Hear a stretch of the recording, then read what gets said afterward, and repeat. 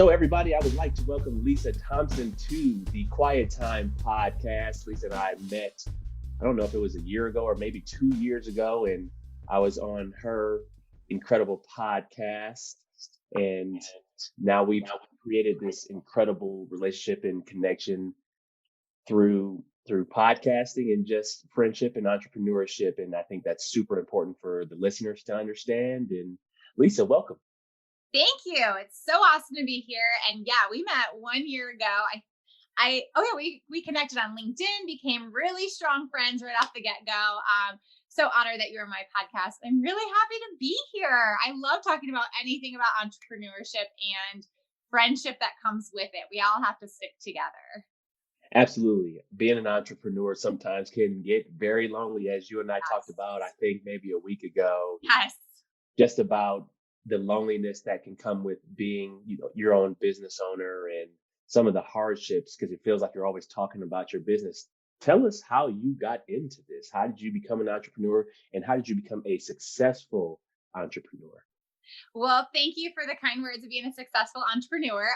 We all, I think, when you start out, don't know what the gamut when it comes to being an entrepreneur. So I'll just share. Mine came out of probably my passion of being, when I started, like when I was 15, 16 years old, but probably didn't realize that I wanted to be an entrepreneur. I actually was really scared to take the leap and be in this space. But when I was in college at Michigan State, which I know we both have in common, I actually took a class when social media was not very popular. We had to get our social media like marketing license, something like that it was called. And we had to start this, we all had to start blogs. And I had to write one. And I was just like, what am I going to write about? What am I going to talk about? And one day I walked into my apartment my senior year, and I just said, I'm going to start a blog called Self-Love Beauty. And that's really where my entrepreneur idea came from. And so I did nothing with it. Like most college students, you just do things sometimes because you have to in college. And I didn't touch it. And then one day I had been in my career in corporate communications. I was living in a different state. So I live in Michigan now. I was in Texas, and I was having confidence issues. I was having self-esteem issues. I was really having a lot of like negativity towards myself. So I wanted to write about it. I knew that I wasn't the only one. And at that time, blogs were not popular. They were not a thing. So putting your story out to the world was really hard. And I got a lot of criticism for it. But I just felt that my story was going to resonate with someone. I was going to change someone's life. So I stuck with it. And then that was 2012. Fast forward, we're in 2021 now. We have grown tremendously. We went from a blog to a business that taught confidence to now we are a nonprofit. So my entrepreneur success story has really grown over time with my nonprofit. But like most entrepreneurs, we stick our feet in other areas. So yes, I have a podcast, which I never thought I would ever have. But once you take one leap, I feel like you just take the next leap. So I started that. I left my corporate job in 2019 to go full feet into the entrepreneur world. So I run a nonprofit. I have a for-profit company that I started this last year called BluWave Wellbeing. So I work with corporations to teach them well-being tactics. I have my podcast, and I just wrote a book that launched last week. So I share all of that to say that entrepreneur life is messy, it's interesting, and it's ups and downs of good and bad, but it opens up your world to so many great opportunities. So I hope I answered your question a little bit, but yeah, that's a little bit about my story. Yeah, you definitely answered my question, and thank God that you stuck with it, and thank God for Self-Love Beauty and that course that you took at the great Michigan State University. I think that's incredible. And I think you have an incredible mindset in terms of the way you approach things. You have this lightness about you. And entrepreneurs, we can't take things too seriously. That's one of the things that I feel like I struggled with when I first started my business in the off season a couple of years ago. It's just, you got to work, and you can really work yourself to the bone, just trying to create revenue and find new ways, find clients. How did you, manage your way through that and starting a nonprofit and then leaving the corporate? How did you start to gain that confidence? Tell us a little bit about that, because I think you did tell me that you did get a coach. Yeah, so there's a few things that I'll share with that. So when I first started, when you're in the entrepreneur space, I would always recommend someone to get professional supporters, advisors, and also a coach if you can, right off the gamut, because it gives you a different perspective. So for me, I didn't get a coach right away. What I had is supportive advisors who helped me navigate the world. And you made it very clear with what you just said. In the beginning, you're like, okay, I have to work my corporate job. So I always call those the 8 to 5. And then you have your side hustle, which is the 5 to 9 or the 5 to 10 or 5 to 2 a.m. And that was really a lot for me because what I didn't do right off the bat was really focus on what my niche was. Well, we knew our niche was confidence, but I didn't have like my key, what am I going to do? Like what I didn't simplify it. I think I shared before with you, but I'll share with the audience. I have a wide brain. I'm a visionary. I want to do it all. I'm like, ooh, campaign. Ooh, I want to work with this person. So my brain was all over the place and I wasn't narrowed and focused. And I would say that if I could go back, I don't regret my journey, but I wish I would have just been like, okay, focus on this. If it doesn't work in 6 months, then you can go on to the next thing. But you have to put it all in instead of being like, oh, a new bird, a new squirrel. Like I got to try something different. So I would say that that is something that I learned a lot throughout my career. But these last 2 years, I've actually had 3 different types of coaches in my life that have pushed me. Oh Lord, in more ways than I can even count. Like looking at my marketing, making me be more clear, pushing me. Yesterday, even I had a meeting with one of them, and she's like, "Great start.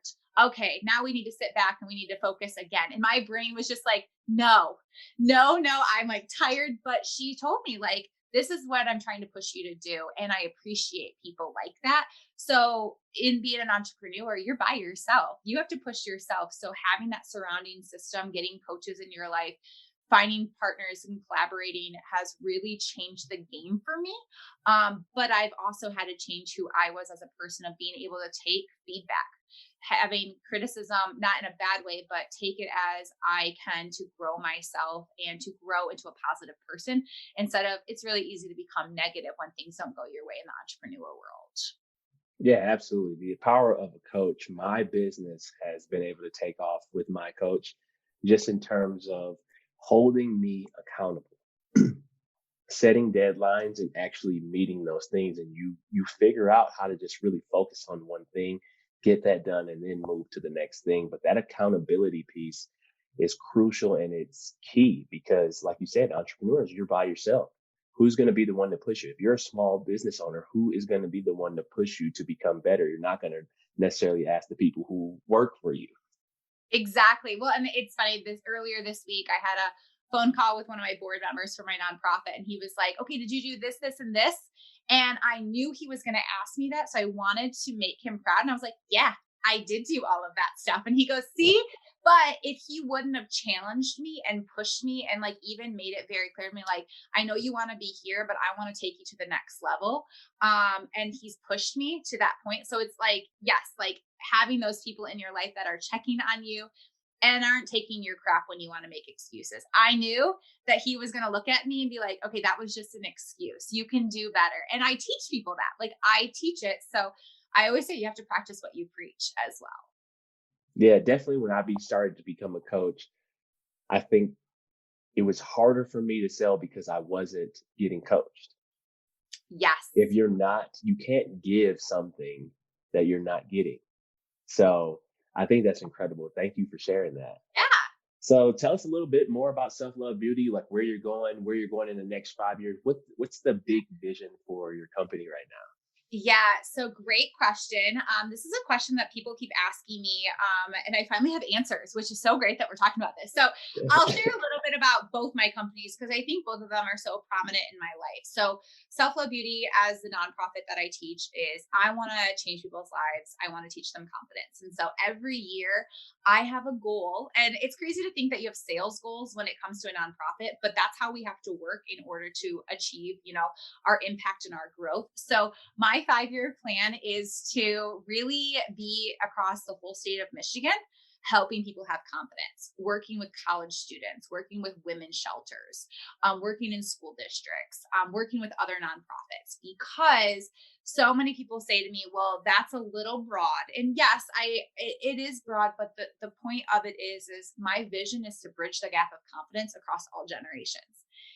I have to do that. And I truly believe that I'm capable of that. My team's capable of that. The world needs more confidence, because confidence, actually 99% of corporations and companies say that that is a vital skill to have in your career and to get the job, and then for career growth. So if I really want people to have career growth, if I really want people to get the job that they have been wanting to get, I got to teach them, and I have to put it all into helping individuals. So that's my 5-year plan for self-love beauty. I would say my 5-year plan for BluWave Wellbeing, which is a professional development company that teaches people well-being habits, like I said, but we use play as our key ingredient. So we teach people how to have fun by being innovative, being more productive, and having more engagement. So my 5-year plan is for them is mental health is a thing. Well-being needs to be seen as an essential in companies, not a luxury anymore.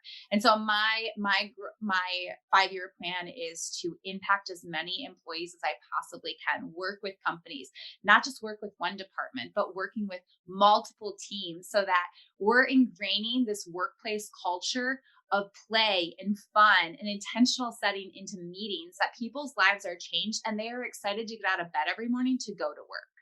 So I have big goals for both my companies, but the thing is you have to. I mean, my ultimate goal, my purpose in life is to help people go from where they are to someplace better, to someplace that they never thought they could be.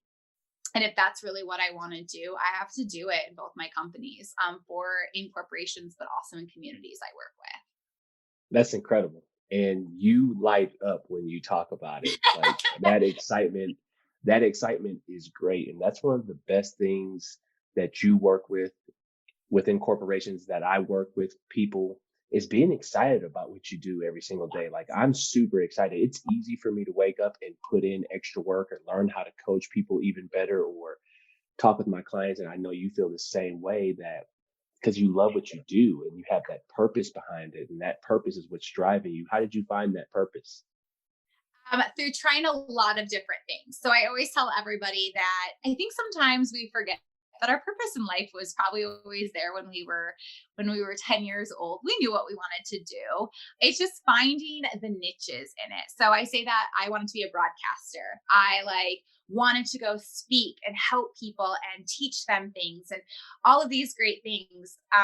But I changed it over time because being super transparent, there are things in society that I didn't think I was good enough. I didn't think I fit in. There were a lot of misconceptions internally that made me step back from following my purpose. And honestly, money was a thing. When you grow up and money was something that, was really hard for some families, I didn't want that for myself. And so I took the corporate life kind of for that for a while, not gonna lie. Loved what I did, don't get me wrong, but I like the stability a little bit. But then there's always this pull. There's always this pull that's like, but you're doing that, you like it, but I got something better for you. So I had to go back on my journey. I had to go back on it and start thinking about, what do I want to do? So I tried a million things, and I told people, I said yes. I said on boards, I volunteered, I tried new things. I picked up mountain biking.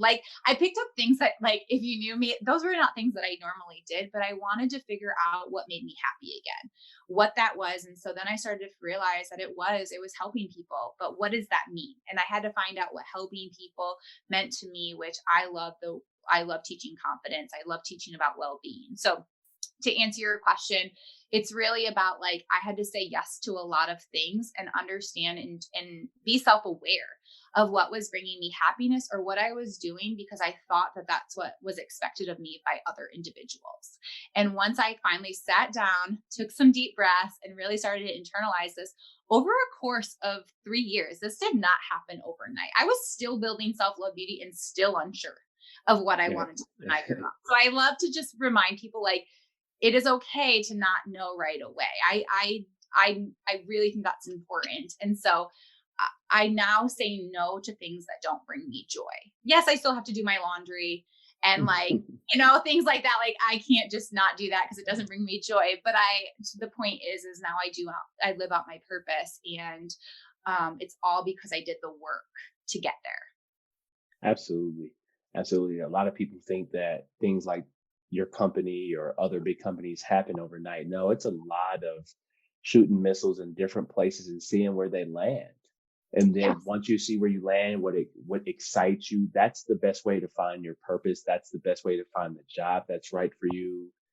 And yeah, that corporate life, it does have the stability, but we all want to be our own boss and want to live life on our own terms, set our own schedule. At least we think we can set our own schedule when we first become Yeah. entrepreneurs and our schedule is completely full. But man, that's incredible, Lisa. As we just wrap up here, what's the gift that you want to give back? Not to the world because we know that, but what's the gift you want to give back to the listeners in terms of what would you share? What's the one piece of advice that you would share in terms of being an entrepreneur, being a woman entrepreneur in this world, and just the mindset that you have, the incredible mindset and growth mindset that you have? I would say just a few things here. Is you hear this sometimes and it's totally cliche, but find your tribe and love them hard. I hear that a lot between women, and I would always like, okay, but I don't really have a tribe. I have like groups of friends all over. Yeah, that's okay. But love them hard. Give that, like, be there, keep these relationships strong, and be around positive people who are going to help you grow. And it doesn't have to always be like minded people. My best friend, she's a doctor. We have completely different minds, but we're there for each other. We show up for each other. And I think in the entrepreneur space, that's so important that maybe everybody doesn't understand everything, but you've got to be around supportive, positive individuals that are going to tell you, keep going, keep going. And then another piece I would say that I would love to leave with people is your worth is not defined by anybody but you. You get to decide what you want to define as success. I used to think when I was 20 years old that being successful meant a certain paycheck, a certain title, a certain status. My life has completely changed. I am nothing compared to what I thought I would be. Grateful for that, because I am who I want to be. I've had to learn how to sit in the negative, sit in the stuck, and really take in that I never wanted to feel that way again, and I had to get out of it, and I had to be positive. And when you are in a negative state, negativity happens around you. If you really want to manifest and have more of a positive life, you have to be the change internally. I can't change you. You can't like, no one can change you but you. We can all plant seeds and help you, but I can't have someone sign up for my workshop. They have to do it. I can't make someone say a positive affirmation about themselves. They have to do that. So it has to come internally, and you have to be okay and ready for the uncomfortable to take it to the next step. So entrepreneur world, business world, any type of thing, it's important to be around people that are positive and caring, that really want the best for you. But also you got to find what works for you. And it's not an easy journey. It could happen overnight for some people, but it didn't for me. It was years and years of work. And I'm still learning what I want to be when I grow up, but in the most beautiful way. And I'm a much happier person because of it. So that's a roundabout way to answer your question. That's a great way. That's great advice to give to people. And I really appreciate you giving that advice because I'm taking that advice on as well. And I'm still learning about what I want to be. And Yeah. I think it's always evolving just as we grow as people and as we just continue to expand our minds. The more you expand your minds, the more places you want to dabble and things you want to try. Yes, exactly. And that's the fun thing. That's the cool thing about life. And you made a point earlier that like everybody thinks entrepreneur life means that you get to set your own schedule and you get to do things to a degree, yes, but understand that like work hard, play hard. And that's okay. There are weeks where they're a lot more busier for me. Then there's other weeks. Well, guess what? I got to give myself some grace. Give Yeah. yourself grace. I say that over and over again in my podcast because that is so important. And then if someone helps you, please help the next person on the ladder. We have to pull each other up, and you have to like thank people. If someone helps you, thank them because they're only going to help more people if you tell them that they helped you. And so it's always about that ripple effect of positive change. Lisa, thank you for being on the Quiet Time podcast. Can you tell people where to find you, where to find Self-Love Beauty? Yes, tell them where to find you. Well, follow me on Instagram, Lisa Thompson Official. Follow me on LinkedIn. My website is selflovebeauty.com.